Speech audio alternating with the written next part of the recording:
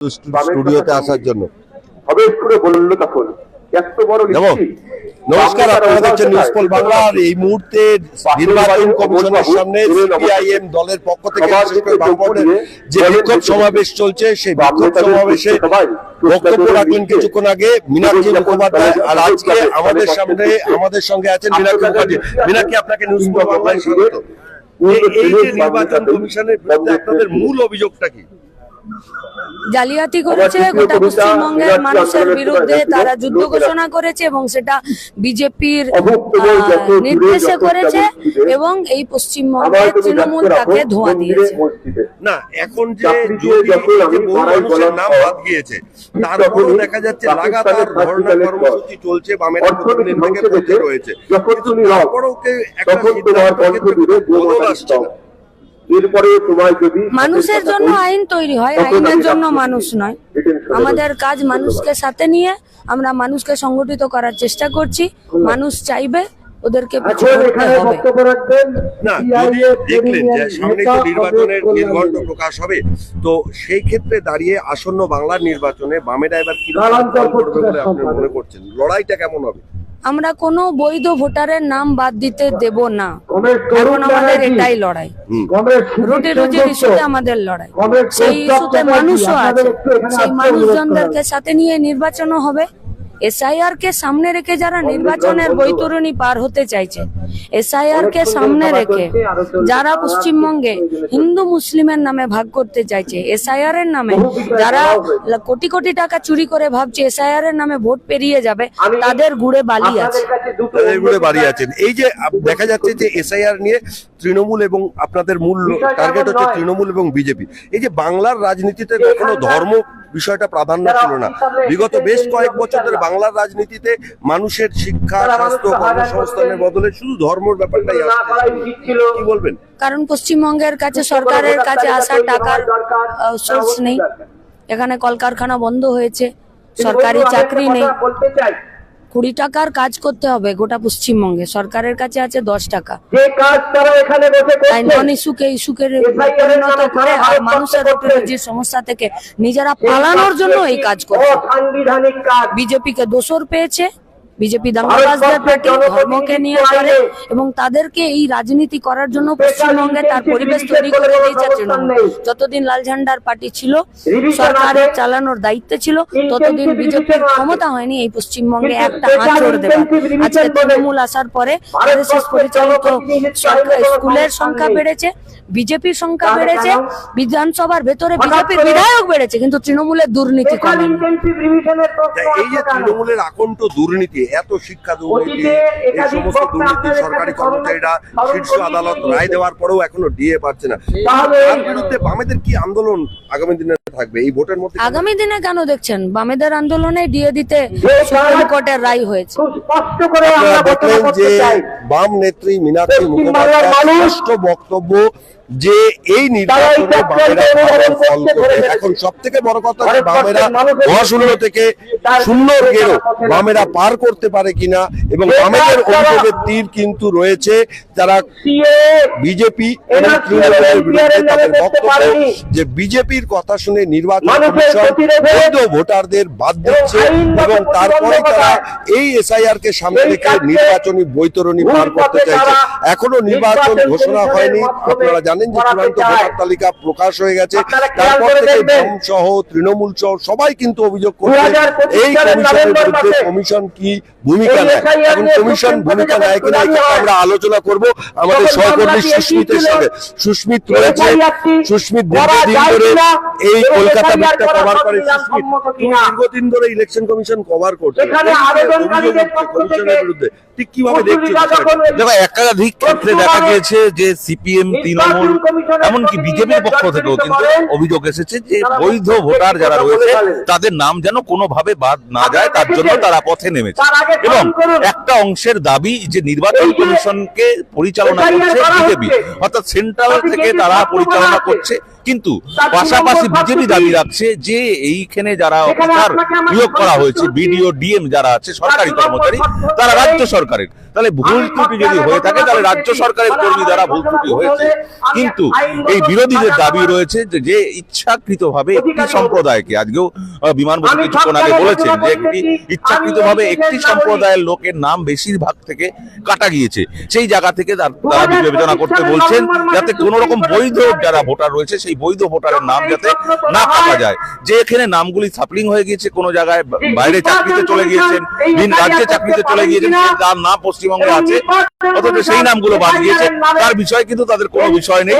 কিন্তু এখানে নাম আছে, হয়তো বাবার নাম ভুল আছে, কিংবা তার বিবাহ হয়ে গিয়েছে, বিবাহ হয়ে যাওয়ার পর তার জায়গার টাইটেল চেঞ্জ হয়ে গিয়েছে, সেই কারণে তাদের নামগুলো বাদ গিয়েছে। এরকম বৈধ প্রচুর রয়েছে, ভুরি ভুরি রয়েছে।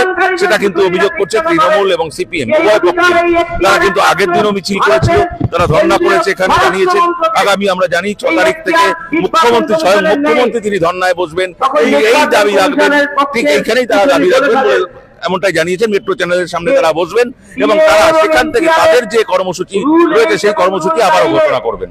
না, এখানে সুস্মিত তোমাকে আরো একটু প্রশ্ন করতে চাই, যেহেতু তুমি ইলেকশন কমিশনটা আমাদের কভার করো, যে আজকে দীর্ঘদিন ধরে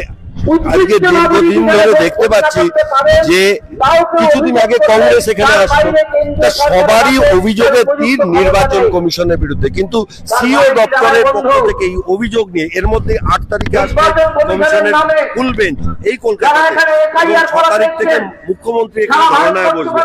সব মিলিয়ে পরিস্থিতিটা কোন দিকে যাচ্ছে?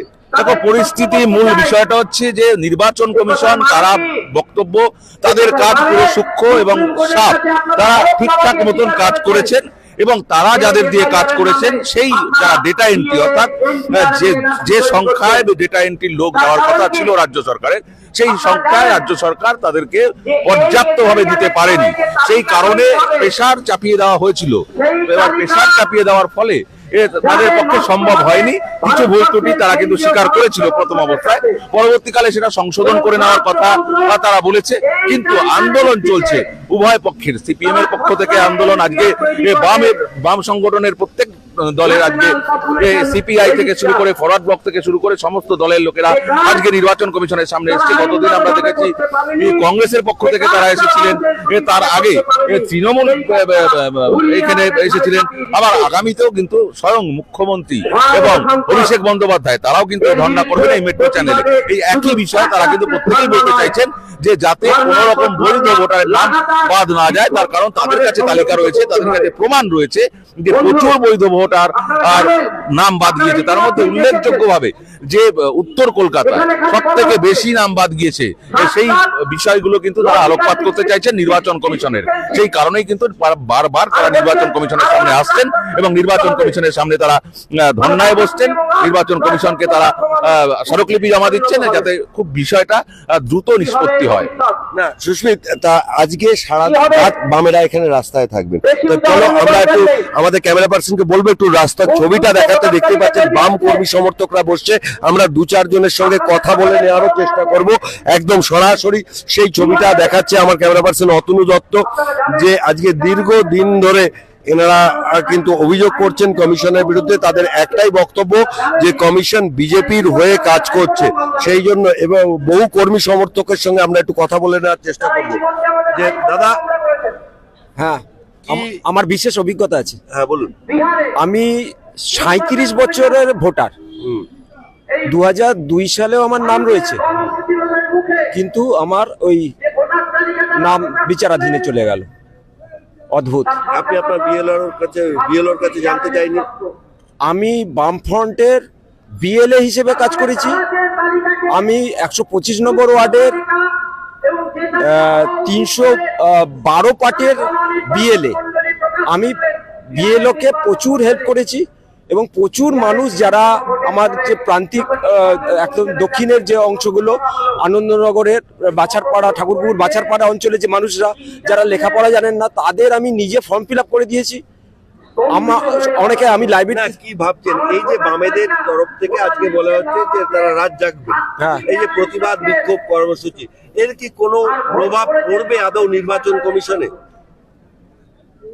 প্রভাব তো পড়া উচিত, কিন্তু প্রভাব পড়বে কি পড়বে না তার থেকে বড় কথা হচ্ছে এই প্রান্তিক মানুষ, বেশিরভাগই মানুষ এই যারা আজকে যাদের টাকা পয়সা আছে, যারা সামাজিক বা অর্থনৈতিক দিক থেকে প্রতিষ্ঠিত, দেখবেন তাদের ক্ষতিটা হয়নি, হয়েছে প্রান্তিক মানুষদের। তাদের জন্য লড়াই করার জন্যই তো বামপন্থীরা। আপনি কত বছরের ভোটার বললেন? 37 বছর। শুনতেই পাচ্ছেন যে দীর্ঘ 37 বছরের ভোটার, ওনার নামও কিন্তু বিবেচনাধীন, অর্থাৎ অ্যাডজুডিকেশনে চলে গিয়েছে। ফলে কোথাও গিয়ে কিন্তু মানুষ মনে করছেন যে কমিশনের হয়তো নজরদারিতে কোথাও একটা ত্রুটি রয়ে গিয়েছে। আরো গুরুত্বপূর্ণ তথ্য, আমার বাড়িতে যে পরিবারে 11 জন মেম্বার, দুজন পরিবারের মেম্বার কাকা কাকিমা মারা গেছে, তা সত্ত্বেও এখনো 11 জন মেম্বারের মধ্যে 3 জন আমার থেকে সিনিয়র আর 7 জন আমার থেকে জুনিয়র। তাদের প্রত্যেকে, এবং আমার মা, তারও নাম আছে, আমার নাম নেই। আমার যারা নিজের ভাই, নিজের খুঁড়তুতো ভাই বোন বা ভাইদের বউ, তাদের নাম রয়েছে, কিন্তু আমার নাম নেই মধ্যিখান থেকে।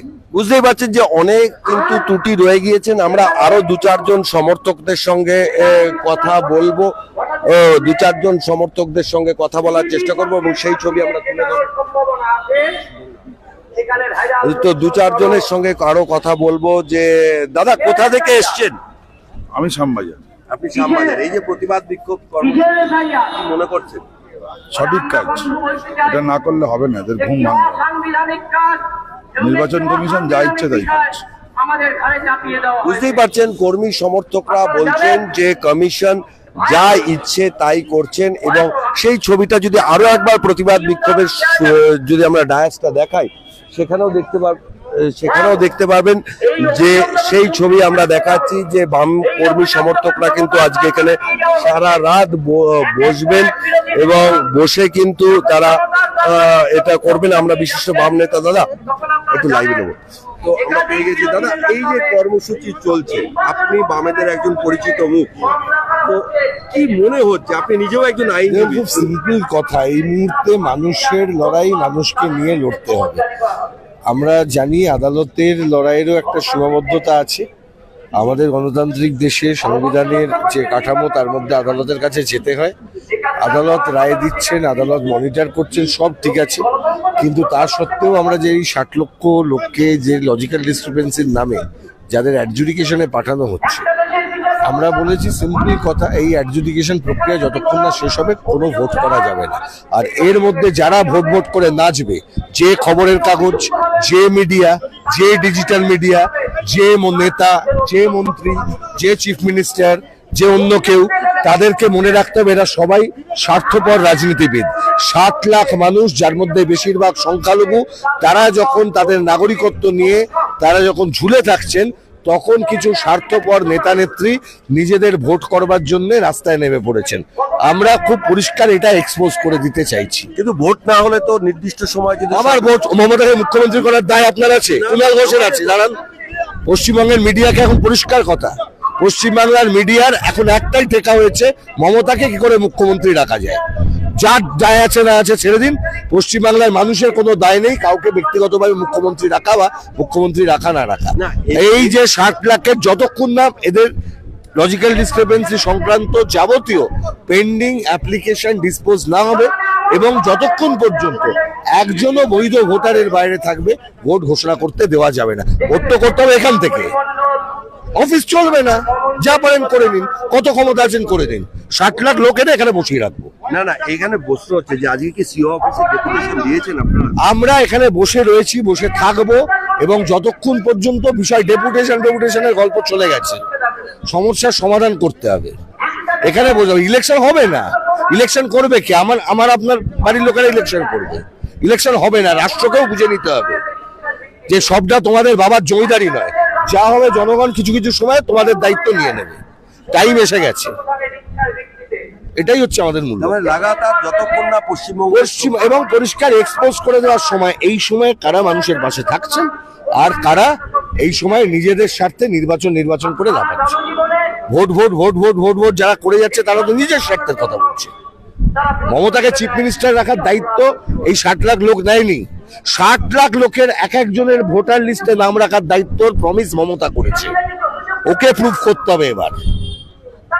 কে বিজেপি বিরোধী? ধর্নায় বসছেন, আরে বসুক না, কি করে আগে আমি তো বলছি যে ধর্নায় বসবেন বসুন, কিন্তু 60 লাখের যারা বৈধ তাদের সবার নাম থাকতে হবে লিস্টে, একজনের নাম বাদ দিয়েও ভোট হবে না। হয় সবাই বৈধ ভোটাররা ভোট দেবে, না কেউ ভোট দেবে না। আমরা আরো 2-4 জনের সাথে কথা বলে নেবো। সুজন চক্রবর্তী, সুজন একটু করে দাও। তো আমরা অন্যায় হয়েছে দেখতে পাচ্ছি। সুজনদা, এই যে প্রতিবাদ বিক্ষোভ কর্মসূচি বামেরা প্রথম দিন থেকে এই এসআইআর, এই নির্বাচন কমিশনের বিরুদ্ধে যে অভিযোগ জানিয়েছিলেন, আজকে দেখা যাচ্ছে চূড়ান্ত ভোটার তালিকা প্রকাশের পর এত মানুষকে লজিক্যাল ডিসক্রিপেন্সির নামে ঝুলিয়ে রাখা হয়েছে অ্যাডজুডিকেশনে, কি বলবেন? সবাই তো বুঝতে পারছেন যে যেভাবে কার্যত নির্বাচন কমিশন ভোটার তালিকা ভুলে ভরা, সন্দেহজনক করে দেওয়া, ভোটার অথবা খারিজ এই দুইয়ের মাঝখানে ঝুলিয়ে দেওয়া, এটা নির্বাচনের প্রক্রিয়া হতে পারে না। একজন হয় ভোটার, না হলে খারিজ। আমি ভোটারও না, আমি খারিজও না, আমি বিচারাধীন। তাহলে বিচার করো, বিচার করে ডিসপোজ অফ করো, ডিসপোজ অফ করে দেবে, ভোট করো। হয় ভোটার, ভোটে অংশ নেবে, নাহলে ভোটার না, 6 নম্বর ফর্ম অ্যাপ্লাই করবে। কিন্তু আমি ভোটারও না, আবার ভোটার তাও না, খারিজ তাও না, এটা কখনো কোনো ভোটের প্রক্রিয়া হতে পারে না। এটা ভারতবর্ষে কোনোদিন কখনো কেউ এই অবস্থা দেখেনি। যেমন নির্বাচন কমিশন তেমন রাজ্য সরকার দুয়ে মিলিয়ে মানুষকে এই বিপদের মধ্যে ফেলেছে। শেষ প্রশ্ন, যে এই যে সামনে দেখা যাচ্ছে মুখ্যমন্ত্রী আবার এই একই ইস্যুতে ধর্নায় বসছেন, মুখ্যমন্ত্রী বসছেন, বসবেন। 28 তারিখ তালিকা বেরিয়েছে, 2 তারিখ গোটা রাজ্যে, 1 তারিখ রোববার ছিল, 2 তারিখ গোটা রাজ্যে আমরা প্রতিবাদ করেছি। আজকে 4 তারিখ সিইও দপ্তর, আগামীকালকেও চলবে যদি ওরা না দেখা করে। 6 তারিখ জেলায় জেলায় বিক্ষোভ হবে। আর ওনার এতদিন পরে মনে পড়েছে নাকি উনি 6 তারিখ না 7 তারিখ কবে একটা কি বিক্ষোভ করবেন, মানে কি আছে, লোক দেখানো। ওনার যা করার স্কোপ ছিল মুখ্যমন্ত্রী হিসেবে, এক্সিকিউটিভ হিসেবে, উনি সে কাজটা করেননি। সে কাজটা করলে ভালো হতো, উনি সে কাজটা করেননি। এমনকি বিধানসভা ডেকে রেজলিউশন নেওয়া, সেটাও নেননি। ফলে মুখ্যমন্ত্রীর দায় আজকে তিনি লোক দেখানো কাজ করছেন। অনেক ধন্যবাদ। সুজন চক্রবর্তী ছিলেন আমাদের সঙ্গে। তো আপনারা বুঝতেই পারছেন বামেরা কিন্তু, আমি আরেকবার একটু আমাদের প্রতিনিধির সাথে একটু কথা বলবো, যে সুস্মিত দেখা যাচ্ছে বামেরা কিন্তু ছেড়ে দেওয়ার কথা বলছেন না। তারা কিন্তু এই লড়াইটা বলছে 60 লক্ষ মানুষের যে অনিশ্চয়তার দোলাচলে রয়েছে, তাদের ইস্যু যতক্ষণ না ডিসপোজ হবে ততক্ষণ তারা বলছেন নির্বাচন আমরা করতে দেব না। এই যে কথাটা তুমি শুনছো বা আমরা শুনছি, কিভাবে দেখছো যে পশ্চিমবঙ্গের রাজনীতিতে কি আরো অশান্তি বাঁধার সম্ভাবনা দেখা যাচ্ছে? দেখুন, অশান্তির বিষয় কিন্তু এখানে নয়। তার কারণ হচ্ছে প্রত্যেকেই যে বক্তব্য, প্রত্যেকের বক্তব্যই কিন্তু তারা মানুষের পাশে দাঁড়াতে যাচ্ছেন। যেটা সুজন চক্রবর্তী এটা সরাসরি জানালেন যে হয় ভোটার নয় ভোটার নয়, এই মাঝখানে যে ঝুলিয়ে রাখা অর্থাৎ দোলাচল, সেই জায়গাটা পরিষ্কার হতে চাইছে, অর্থাৎ ট্রান্সপারেন্ট হতে চাইছে, যে বিষয়টা স্বচ্ছ নয়। কেন তাদের জুরিসডিকশনের মধ্যে রাখা হয়েছে, তাদের কেন যে হয় পরিষ্কার ভোটার, তিনি ভোটার, আর নলে তিনি ভোটার নন। যদি তিনি ভোটার না হন তাহলে তিনি ইলেকশনে নির্বাচনে লড়তেও পারবেন না।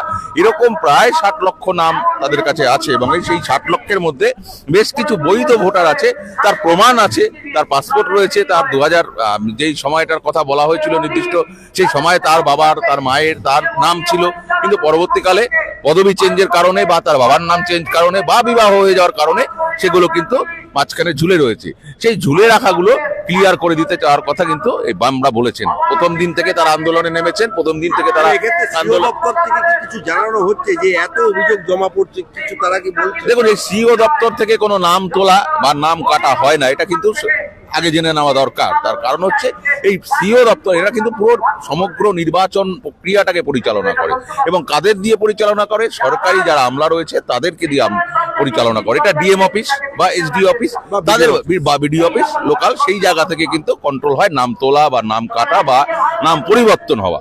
এই জায়গাটা কিন্তু সম্পূর্ণ নির্বাচন প্রক্রিয়াটাকে পরিচালনা করার জন্য। কিন্তু এই মুখ্য নির্বাচন অফিসে যে আসার কারণটা হচ্ছে যাতে বিষয়টা তাদের কানের কাছে যায়, তাদের কর্ণ পর্যন্ত পৌঁছায়, যে এই জটিলতা, এই ভুলগুলো নিচু স্তরে হচ্ছে, এই নিচু স্তরে হচ্ছে সেই জায়গাগুলো এটা ঠিক করে দেওয়ার জন্য। যেটা কিছুক্ষণ আগেও আমি বললাম যে ডেটা এন্ট্রির জন্য যে সংখ্যক লোক নির্বাচন কমিশন রাজ্য সরকারের কাছে চেয়েছিল সেটা কিন্তু রাজ্য সরকার পর্যাপ্ত পরিমাণে দিতে পারেনি। তার কারণ যা দিয়েছিল তাদের মাথায় চাপ পড়ে গিয়েছিল, তারা অনেক কাজ করতে হচ্ছিল, সেই কারণে কোনো কোনো জায়গায় ভুল ত্রুটি হয়েছে, এটা কিন্তু তারা স্বীকার করে নিয়েছে। কিন্তু পরবর্তীকালে দেখা গিয়েছে যে এই ত্রুটিটা অনেকটা প্রায় 60 লক্ষের কাছাকাছি আরো বেশি হতে পারে।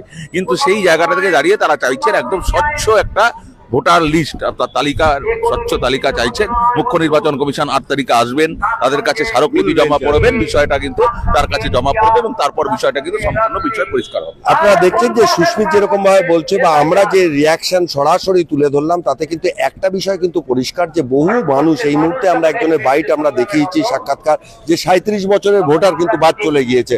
ফলে সামনেই কিন্তু নির্বাচন কমিশনের ফুল বেঞ্চ আসছে। এই সমস্ত অভিযোগগুলো কত তাড়াতাড়ি সুরাহা হবে এবং কিভাবে পশ্চিমবঙ্গের নির্বাচন হবে সেটাই এখন সব থেকে বড় প্রশ্ন। ক্যামেরায় অতনু দত্তর সঙ্গে সুস্মিতের সঙ্গে সৌমেন ভট্টাচার্য, কলকাতা নিউজ পোল বাংলা।